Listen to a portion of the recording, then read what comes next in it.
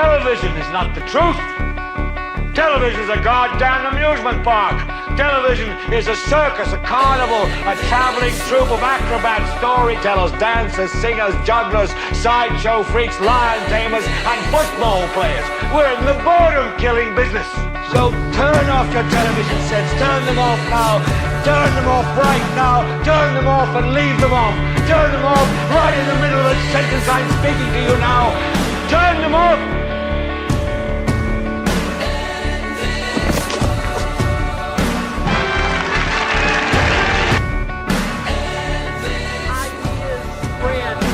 Stop them. An idea whose time has come cannot be stopped by any army.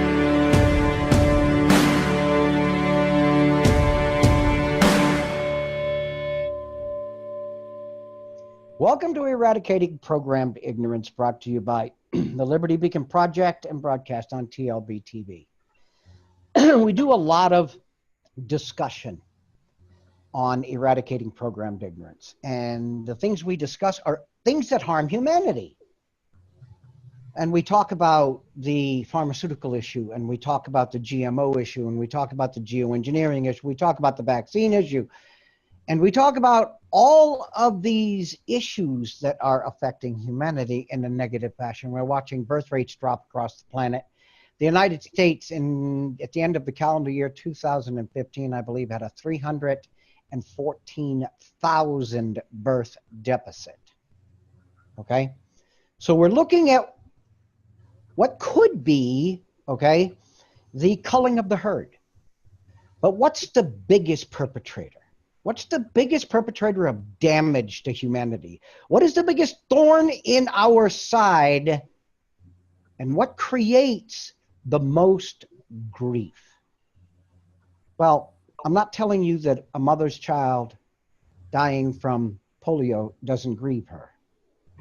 But a child laying in your arms whose stomach is torn wide open and half his head is missing is just a little bit more psychologically. What we're going to be talking about today, a harm to humanity, is our ability to kill each other. Human-to-human violence. And we have an expert.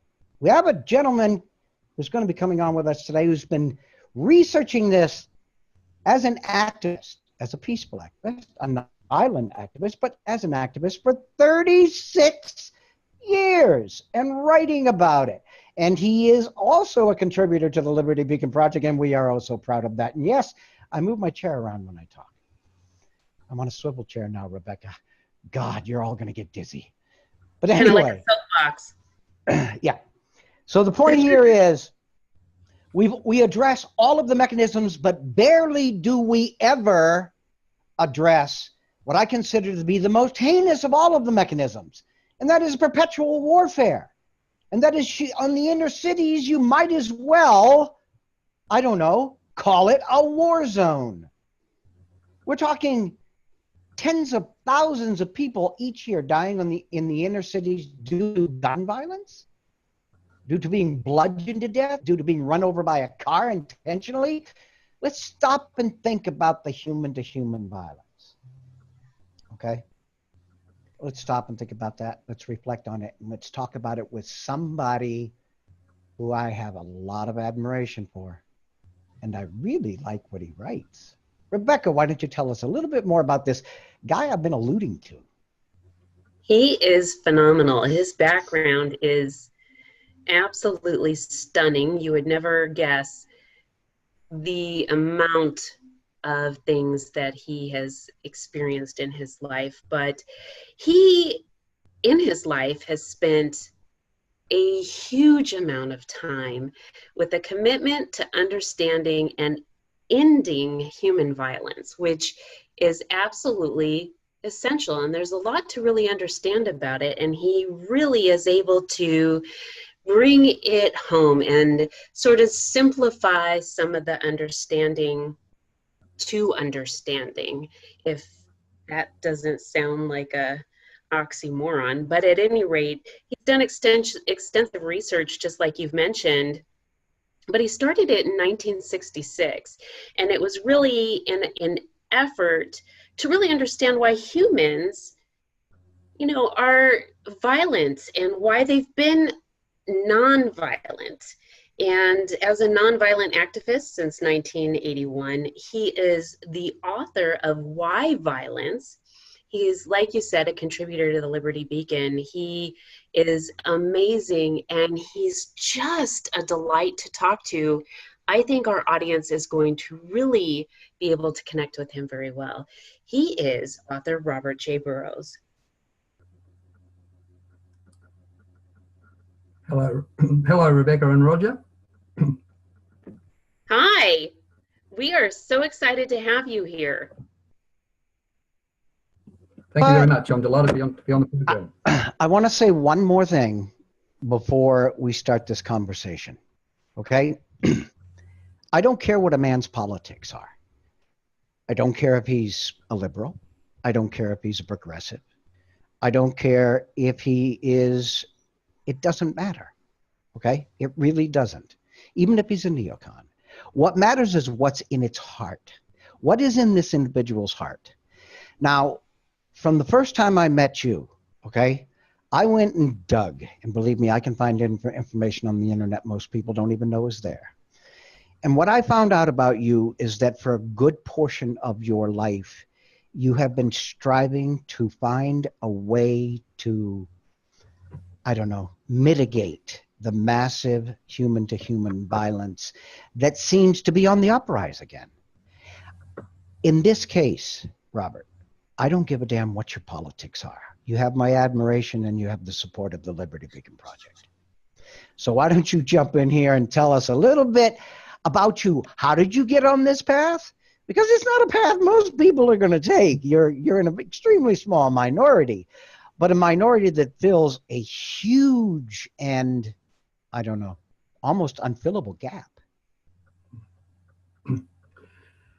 Thanks for the kind words, Roger.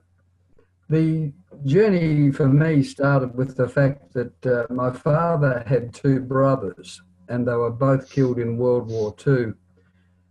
My father also served in World War II, but obviously he came home and I was born a few years later.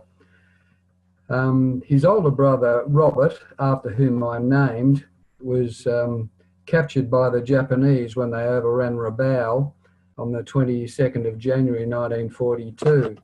And he was held prisoner in the Malaguna Road camp until June. He was then put a Japanese prisoner of war, was sailing back to Japan. The ship was sunk by, unfortunately, a US submarine that didn't realise it had Australian prisoners of war on the ship. And so all 1,053 Australian prisoners of war were killed in that couple of minutes following the sinking of the ship. And my uncle Bob was one of those.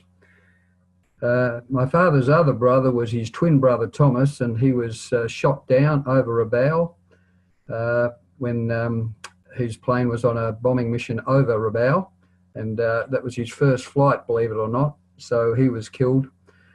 My father and his family didn't even find out what happened to his two brothers until effectively after the war.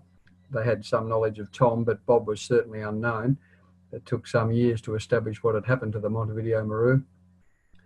But it meant that he came home from the war with none of his two brothers. And tragically, he also lost a sister to childbirth, during childbirth while he was,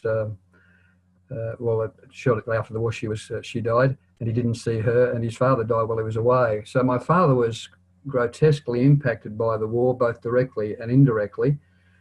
And while it had a profound impact on him, he was still a very gentle and compassionate man. And when we were children, my brother and I would be taken with Dad to the Shrine of Remembrance for commemorative service for his brothers. And every year I'd attend this service and I'd hear stories about what happened. And I'd watch my father's sister, my aunt, crying because both her brothers had been killed. And I'd wear my uncle's war medals to school on Anzac Day, which is something we used to do in Australia back in the years post-war. And the year I turned 14, I was at the Shrine of Remembrance service. on the 1st of July, which was the anniversary of the sinking of the Montevideo Maru.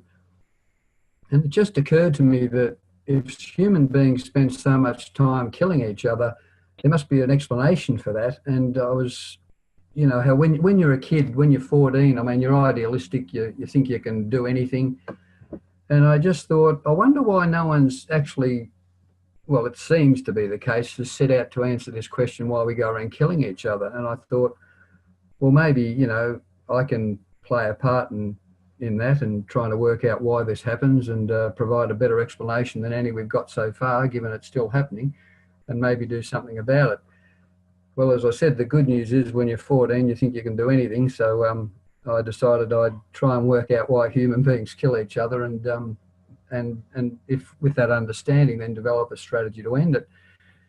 Well, I went on to finish school, and I used to ask teachers the question, why do human beings kill each other? And I went to university and I asked my lecturers, you know, why do human beings kill each other? And I went to the library and I researched, why do human beings kill each other?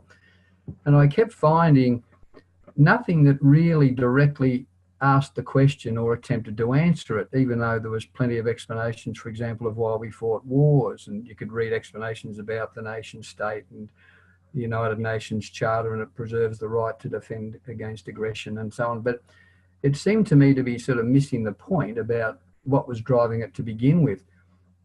So I spent a number of years trying to understand it by doing research in university libraries, and I did a master's thesis, and I even wrote a PhD on nonviolent defence against military aggression. But despite all the research I was doing in those years, I still didn't believe I understood what was causing it. And it felt to me like if you don't understand the cause, you can't actually fix it. If there's something wrong with your car, you know, the first thing the mechanic does is work out what's not working and then replaces the part or repairs the part. You know, like it's really obvious. You've got to understand the problem if you want to fix it. Anyway, to cut a long story short, it's already a bit long, isn't it? But to cut a long story short, Anita and I, my wife and I, we decided that I'd got quite interested in a bit of psychology in the 80s, and I'd even been off to see a psychologist for a while to try and get a better understanding of how my own, you know, emotional status was working and what was driving the way I was motivated and so on. And I got a bit of a sense that some of this psychology could work if it was done well. And anyway, my wife and I in 1996 decided to go into seclusion and just focus on emotional healing work, which we'd heard a bit about and knew something about. And so we ended up, we thought it'd take a year or two. We ended up being in seclusion for 14 years, which is frankly pretty challenging. Wow. So, and we spent 6 of those years living in a tent in a forest because we had so little money, we just couldn't afford accommodation. As it turned out, living in the forest was pretty special and had its own, you know, advantages. Anyway, every day for 14 years, we would just listen to each other about how we felt about things and use dreams, for example, to try and understand part of what was going on for us more deeply, psychologically.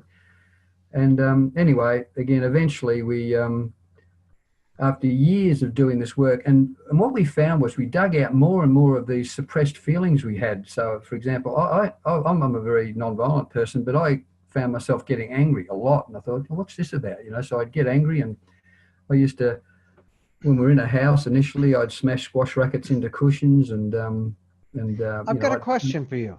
I've got a question Sure. for you. Okay, I have found, and these are people that I have talked to. I spent 8 years in the military and over 20 working directly for the military, and I'm sure you've heard the story, Robert. Okay. Yeah. So I had a chance to talk to a lot of these young individuals, because even the oldest in the military is in their mid-40s, and I've got 20 years on them, so I call them these young individuals. What it seems to me is your propensity towards violence is directly proportional to the value you put on life itself. If you put no value on life, then somebody bothering you turning around with a 45 and putting a bullet in his face to shut him up has absolutely no effect on your personage or your soul. You have no value on life. Now, somebody who puts, say, 75 or 80% more than that, he's the guy who's going to climb out of that landing craft, go up the beach because he doesn't want to look like a coward or because he was ordered to do so, and he's going to do his job. He's going to end life. So to me, and I don't think it's that simple, Robert, but I do think it plays into it. The quotient, it's just an easy formula, okay? How much value do I put on life? Directly proportional to my ability to perpetrate violence.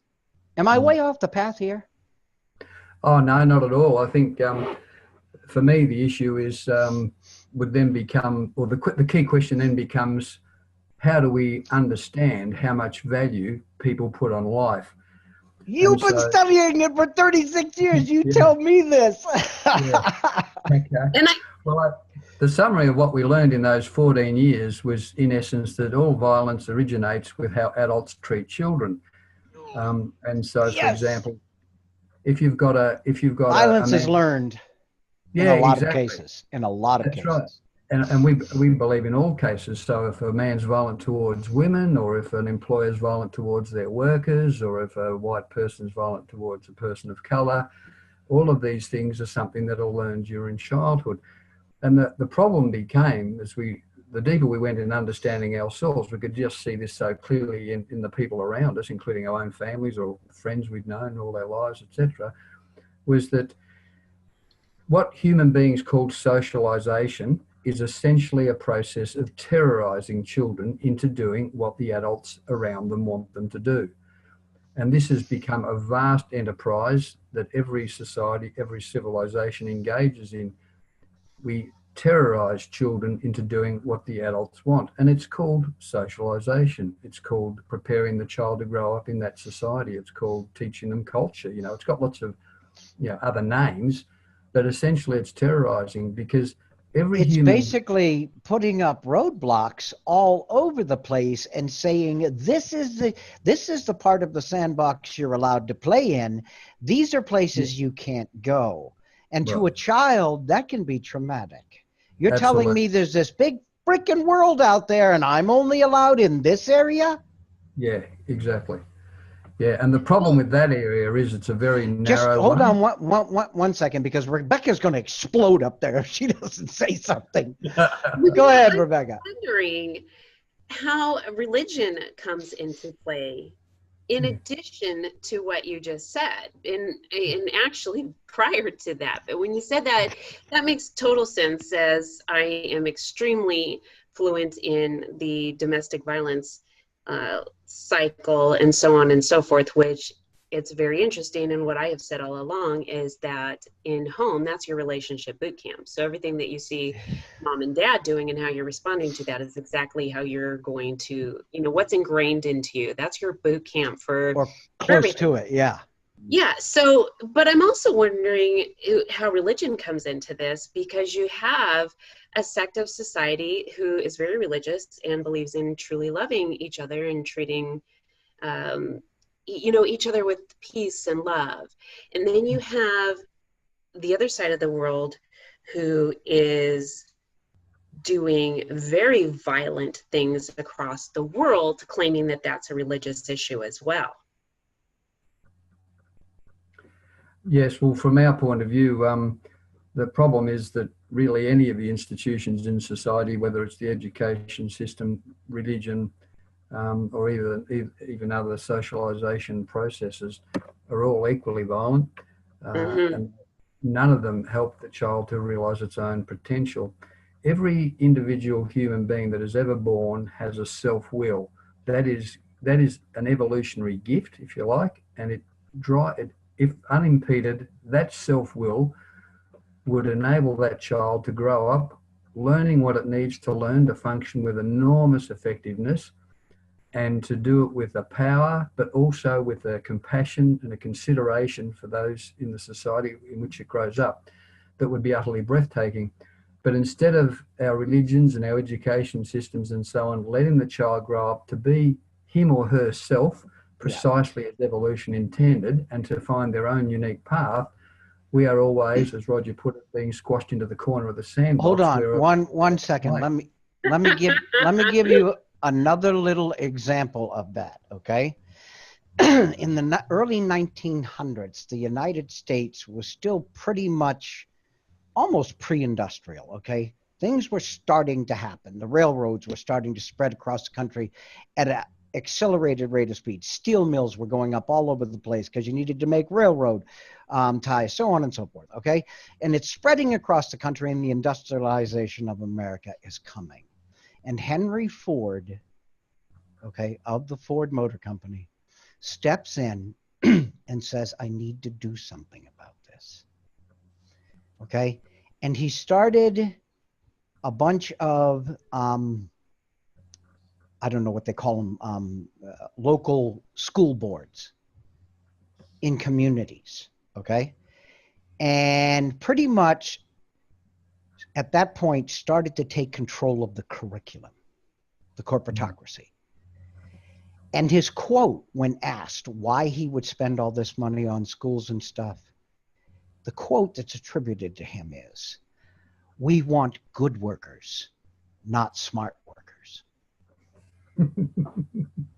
We want you to know exactly what you need to do. We want you to be very proficient doing that, but we don't want you to have enough information to take us on. And this has been this way in this country for almost a century at this point. And the biggest level of propagandization in the United States is not the mainstream media, because we are adults. We can sift. We can decide what we're going to watch and what we're not going to watch, and we can just shut this off right now if we don't like what this crazy old fool with the sunglasses is ranting about. But a child sits as a captive audience in a schoolroom. Today we have what's called Common Core, which was never approved as a curriculum. Okay?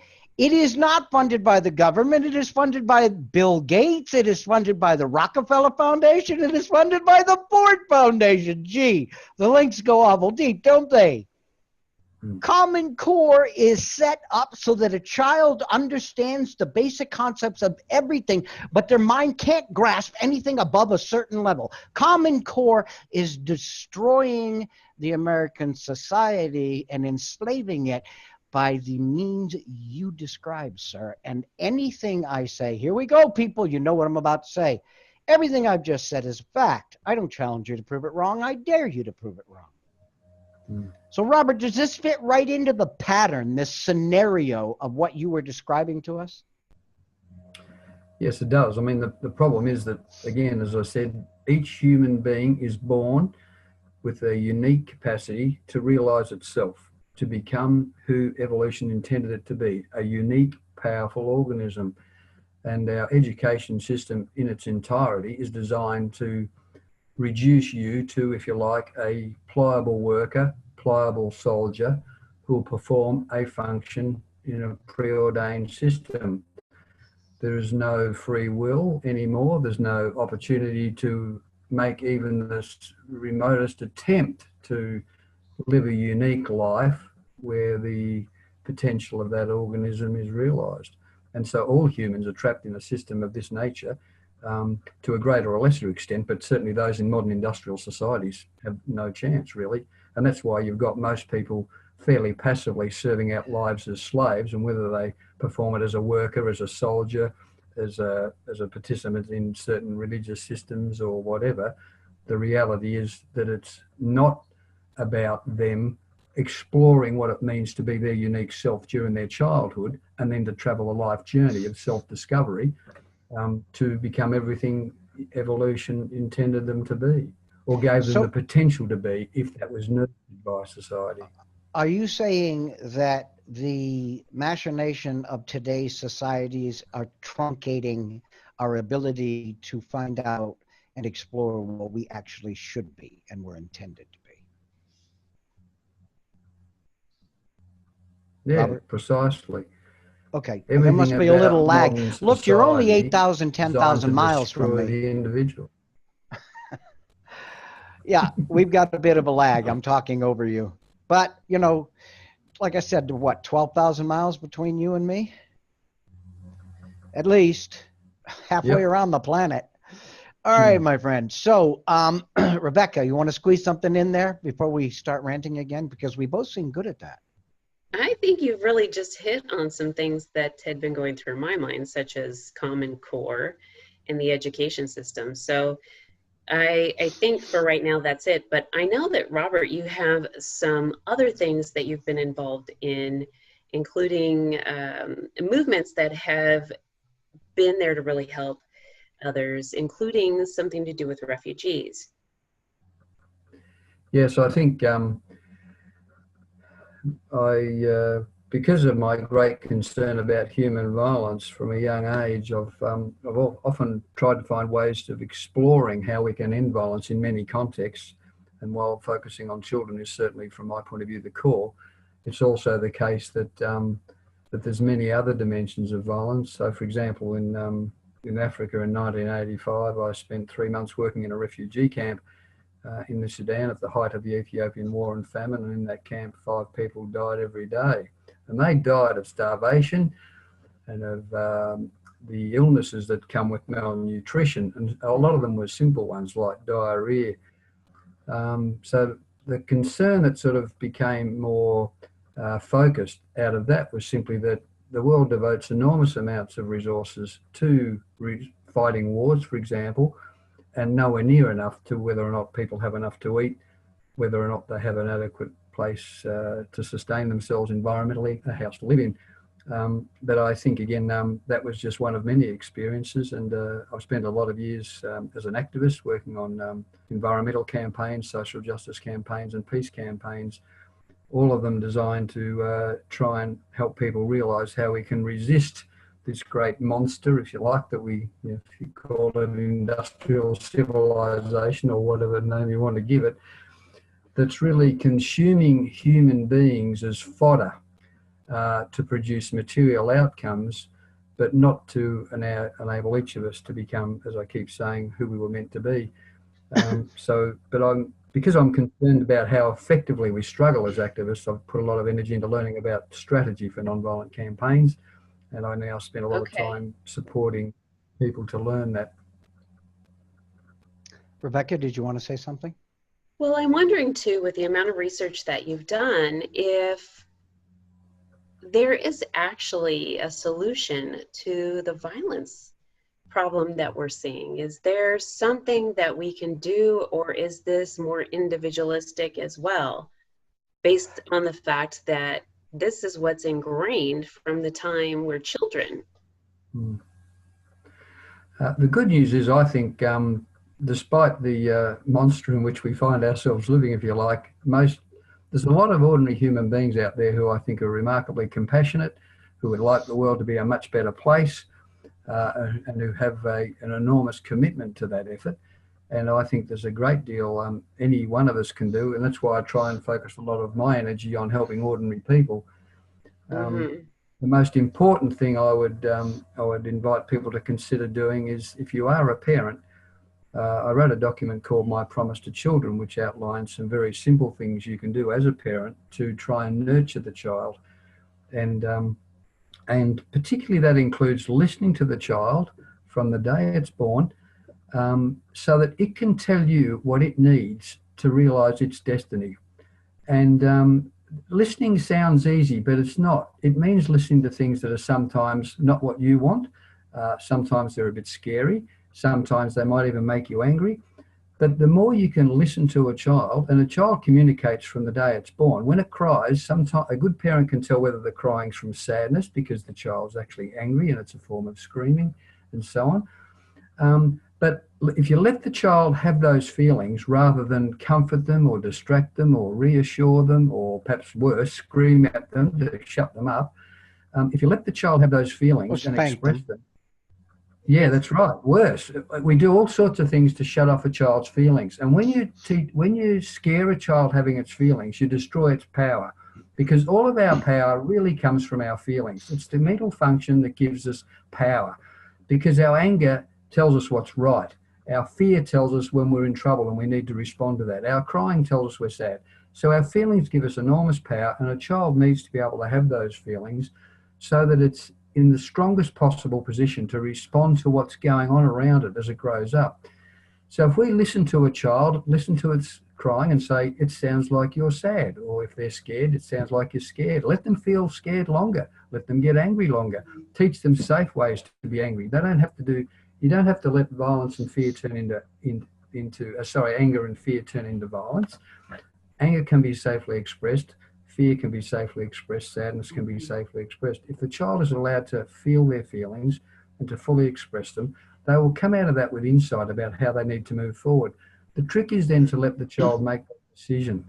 Now, obviously, in this world, that's a silly thing to say. Everyone thinks, "No, I can't do that. I've got to shape this child to do all these things. It's got to go to a religious institution on one day of the week. It's got to go to a school on 5 days of the week. It's got to do all these things, and it's got to be trained and taught and channeled and put in that corner of the sandbox where it's allowed to operate."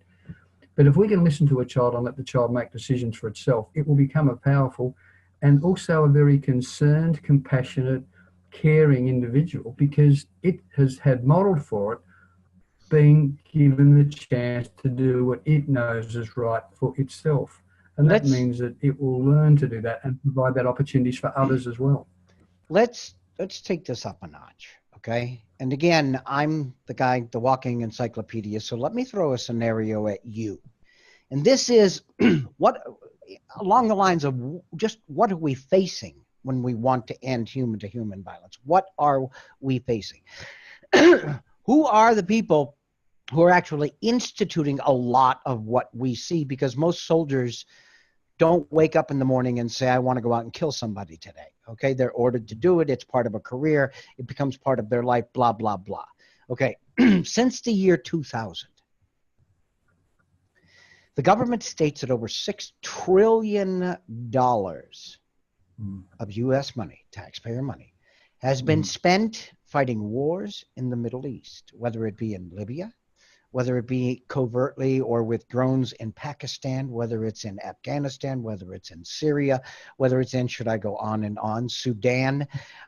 There is a military presence in 170 out of 194 countries on this planet, a U.S. overt or covert military presence. I lived in that world for over 30 years. I saw it. I converted from it, but I know of what I speak. So they're saying they spent $6 trillion killing people in the Middle East. I can tell you since World War II, the United States directly or indirectly, but directly due to actions caused by the United States government, is responsible for over 20 million deaths on this planet since World War II.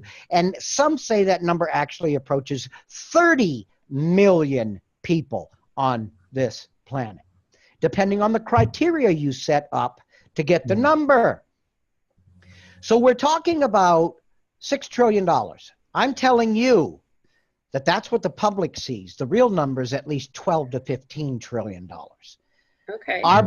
Our budget, which doubled under Obama, who came in under the auspice of getting us out of these needless wars, doubled. Our deficit doubled, went from 10 trillion to 20 trillion. Now we know that in the last 17 years, between 12 and 15 trillion dollars was spent killing people around the world. We only have a $20 trillion national deficit. Would you say that the business of warfare is definitely profitable enough to destroy an entire nation economically? Well, I think if you're one of the global elite and you're insane, yes, it is. I knew I liked you for a reason. Yes, they are gullible at times, but insane, no doubt about it. Yeah. Certifiable, absolutely. Robert, though, I'm wondering, you've written a book on why violence, you've spent all of this time researching it, and if we're looking at the model and the modality as parents, if hypothetically every one of the parents in the world were establishing that we could change things within a generation or two. Yes, I agree, which is why most of my work is focused on trying to mobilize what I loosely call ordinary people to look at what they do. So it's about how they parent their children. If they want to participate in the Flame Tree Project to save life on Earth, we have a very simple program for people to participate in tackling all of the ecological issues that are of concern. If they want to be involved in nonviolent campaigns to end warfare, and I'm not pretending that's easy, but if they want to, and there's a way of doing that strategically. Sure. Focus our efforts and coordinate them around the world. If you want to end racism, we can do that from, in a strategic sense. But the key to all of them is that we have powerful people, which is why it feels like the important part of this whole overall strategy, if you like, is to get the parenting done differently so that we create powerful people who make powerful choices and they resist the insane global elite. And I don't hesitate to say that. Okay. You can analyse the global elite, and they are insane, and they are not going to turn around unless we force them to do it. I'd just like to do it non-violently. Mm-hmm, mm-hmm. Yes, go ahead, Rebecca.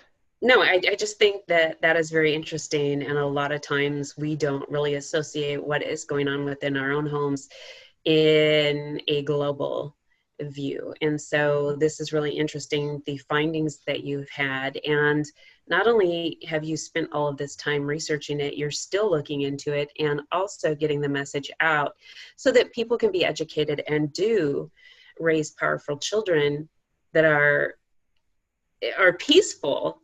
And we don't have to have a violent global society or even a local society within any culture. There is, in my eyes, okay, every mammal out there and most living creatures have a point of trigger, okay? Whether you call it a point of where you back them into a corner, they will defend themselves at all costs because they know their life is at stake, okay? So all of us have that, all of us. Okay, so we have the ability, regardless of outside stimulus, to get angry and commit violence. But that is usually reserved for my life is in danger, okay? It is, because you don't know anything else. There's no other stimulus there. So that violence is reserved for, okay? Even in most low-thinking animals, it's reserved for I feel cornered. I need to fight my way out, okay? Yeah. Something like racism, which is taking a huge stand in this country, it all of a sudden, bam, it's getting splashed across everything. Okay, Trump, racist, supports the KKK, blah, blah, blah. And racism is flying across the mainstream media here, and it is all being drummed up. It's all a bunch of bullshit, all of it. Okay, but what most people need to understand is that none of this is hereditary. All of this is learned. If your child grows up to be a racist, look in the mirror to see why. And you may not have done it overtly, but there were a lot of little signals you gave him, say when a person of color walked by the house and you closed the door. Okay? Or if one was coming down an aisle in the grocery store and you say, okay, and you went to the next aisle instead, even though you needed something in that aisle. Your children see this, they understand this, they put it together. Children are actually smarter than adults. They really are, because they have a lot more brain to use. They're not all stuffed up like yours and mine, Robert, and yours, Rebecca, because we've been stuffing crap into them for a long time. Well, and also more covert things are done through images that are sent via media or radio, and then that in turn ignites the fight or flight response, and then you have the fear factor going on, where it comes back, Robert, to exactly what your research has found, and it is in the home, and we are subjected to these things from a very young age. And I also want to say another covert mechanism is the educational system, because there are things that are being displayed within the educational system that should not even be there whatsoever. And these things teach the children at far too young of an age, when they don't even understand how the process of making an opinion is, or establishing a foundation on one thing or another. And so you do have a system there where there's a lot of these things coming in, and ultimately it does come back to the parents, because if they know what's being taught at school, they can challenge those things and instead change them within the home, and let those children know that that is a perception that isn't accurate, or something along those lines. And so I think that this is very interesting, how covert some of these things are being infiltrated, and some of the parents. And while we do think and hold the accountability to the parents, I think that there's a lot going on. And I hate to specifically say media-wise, but that's really how it's coming in. It's coming in through the TV channels. It's coming through television shows. And what does some of the society who doesn't know any better, because they've been raised on gaining information from that source, and then what do? You know, they replicate what they're seeing on TV, because they think that that is the correct way to parent or to react to certain situations. And we, in essence, don't have people thinking for themselves. No, I think it's a good summary, Rebecca. From my point of view, we need parents to do things differently. We need schools to cease to exist literally. There's better ways of learning than what school offers. Teachers perform no function that's useful. What about organized religion, Robert? Tell me about organized religion, because a lot of violence in the history of humanity has been basically, I don't know, justified because of one religion or another. And we're talking a massive body count. Yes. And it's still happening today all over the planet. Yeah. Well, I think the problem again, whatever was originally said, or whatever was originally associated with the origins of Christianity, or Islam, or Judaism, or what have you, the problem has really been that on the whole, each of these has been corrupted by people who have, had something to gain by it. Yeah, and perpetrating a power structure that goes with the religion, so that it's got social control over certain populations for a particular end. So I think, if I was taking Christ or Muhammad or so on as individuals, from what I can gather at this time distance, they had some good things to say about how things might be. But I don't think the way organised religion is functioning anymore is particularly conducive to a healthy society, and whether that's Christianity or Islam, Judaism. But other religions, for that matter, although there's some variation, and there's good Buddhists and there's violent Buddhists, and there's good Christians and violent Christians, and there's good Muslims and violent Muslims. So the problem has become, to me, again, the point is it's how the individual turns out as a result of what experiences they've had as a child. And if they've turned out well, then they might be a good Christian in the sense Christ meant the term, or a good Jew in the sense that Judaism was meant that to be, or a good Muslim, and so on. So, but overall, I think that organised religion these days is more of a problem. It becomes, along with the corporate media, with school, with even poor parenting, part of the process by which the individual, who is uniquely destined, if allowed, to achieve a unique destiny, and to follow their own self-will in achieving that as they travel their life journey from childhood, adolescence and adulthood, is prevented from doing that. And the forces that are bombarding the child now, whether it's the media, school, religion, are so overwhelming that the person who comes out of the womb is literally put in that corner of the sandbox from the day they're born. And one influence or another is always, instead of listening to them say what they need to become their own unique and powerful self, basically telling them what to do.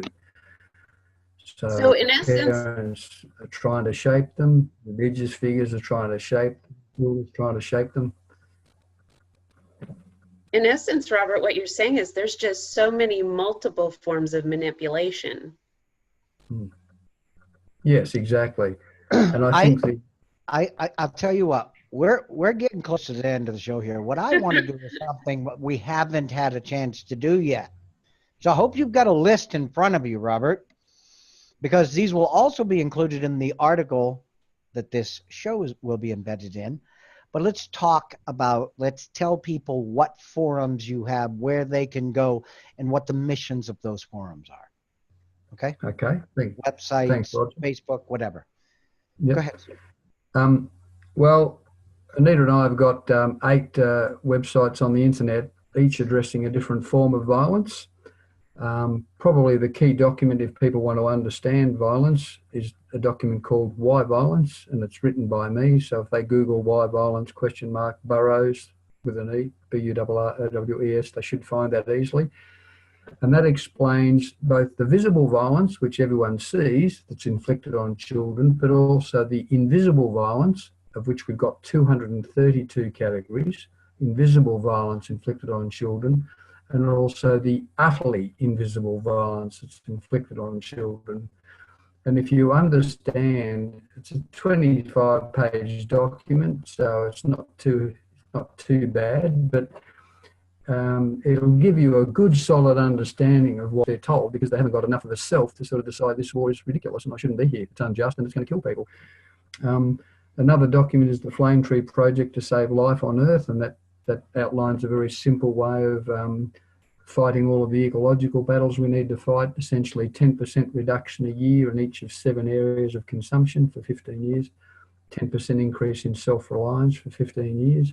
It's very simple, it's graded, but any individual, family, household, community, neighbourhood, street can do it. There's 2 websites on nonviolent strategy. One's focused on how to tackle your peace, social justice, environment issue, and just how to formulate a proper strategy and then implement it.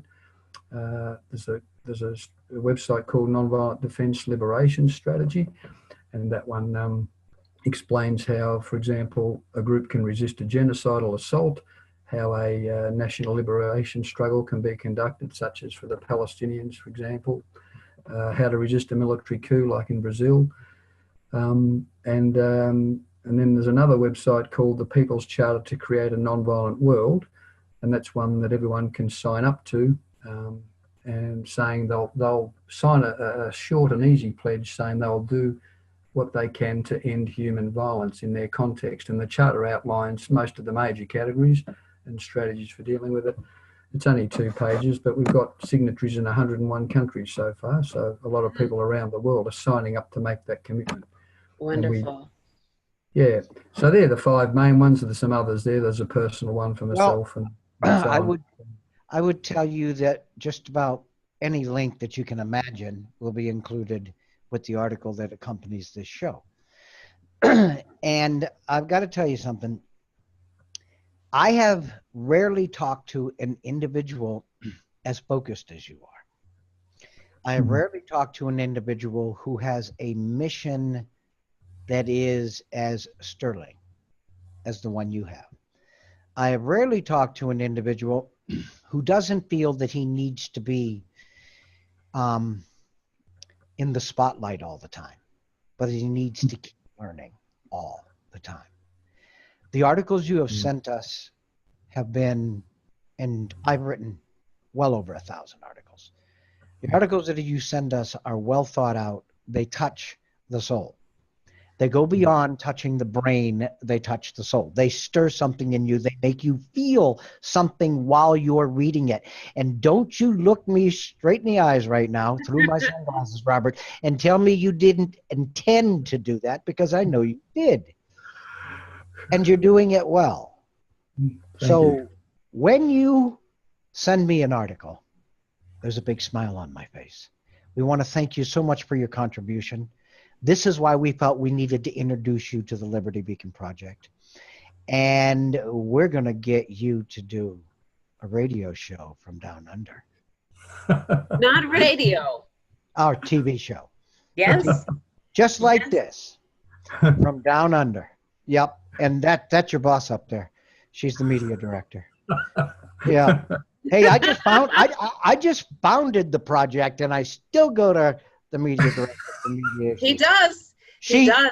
She is, Rebecca is, okay, a Marine, okay, a Marine veteran, and a retired police officer. Would you want to mess with her?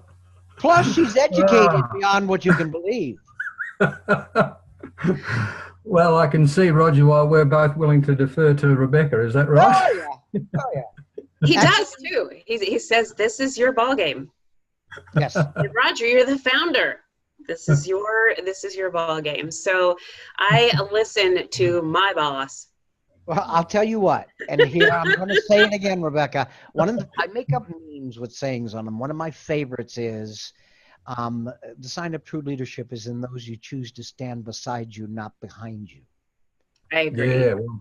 Yes. If everybody is standing behind me, we're all locked arms and we're undefeatable. If everybody is standing behind me, it takes one bullet to kill half of us, right through my head. Yes. So with that, Robert, we would absolutely love for you to have a show on our network. Not only do you have a really connectable persona with your character and your knowledge, but you know what we're talking about, and you have a mission for something that is really important. And in conjunction with the 8 sites that you have, I think that this would be a phenomenal way for you to continue getting the message out and connecting with your audience and future audience. Because when people see who you are and they can see the passion in your eyes and the compassion in your eyes, it really makes a huge difference. And so this is something we would definitely love for you to do with us. Besides, most Americans want to hear an Aussie talk just to hear him talk. No, that's true. That is true. Yeah. It's like, yeah, keep talking. This is funny. Go ahead. Yeah. The Aussie accent, I've been told. Yes. Yeah. Well, I see, think afterward, yes, many people, after they hear an Aussie speak, they go directly to the zoo to see if they can find a kangaroo here. no. And isn't it funny that in every nation on the planet, they're all looking around them going, boy, don't they all have a weird accent? Yeah. Because the accent is totally relative. Yes. But we have the accent. Yeah, I don't have an accent.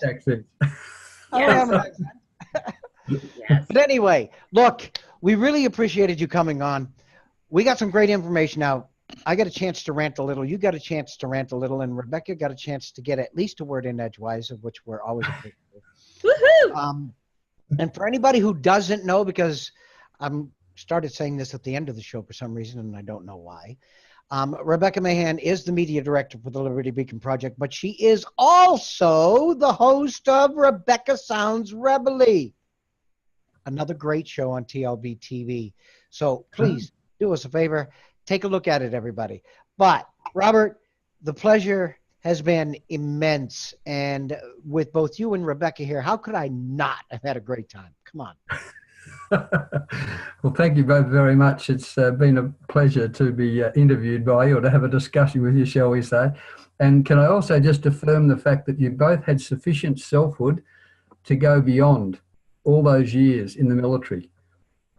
And that's Thank you. common.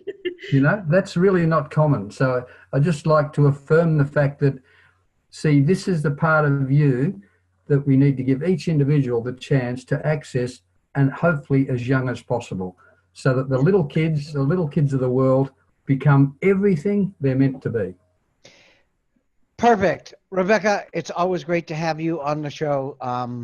I think you're the high spot of the show, but I'm not going to say that out loud because, wait, I just did. Thank you, Roger. Any final words, Rebecca? I just want to thank you, Robert, for coming onto the show and for the continued research. You haven't given up in trying to make an impact, a difference, impact the world and make a difference. And I really do appreciate that. from me as a person, but for all of society, especially those who share our vision in looking at why violence exists, and to eradicate it. I love that word, eradicate. I know you do. All right, for everybody watching, this has been another episode of Eradicating Programmed Ignorance, brought to you by the Liberty Beacon Project and broadcast on TLBTV. We wish you all a very good